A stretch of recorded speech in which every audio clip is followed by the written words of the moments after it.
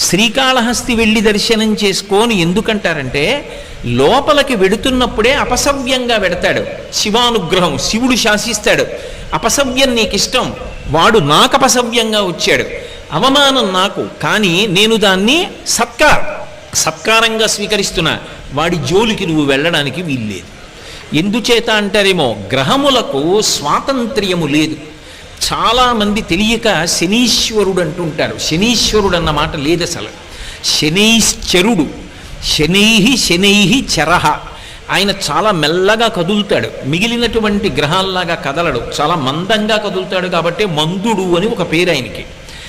శనీశ్వర గ్రహం అనాలి తప్ప శనీశ్వర గ్రహం అనకూడదు. ఈశ్వరత్వము లేదు గ్రహములకు.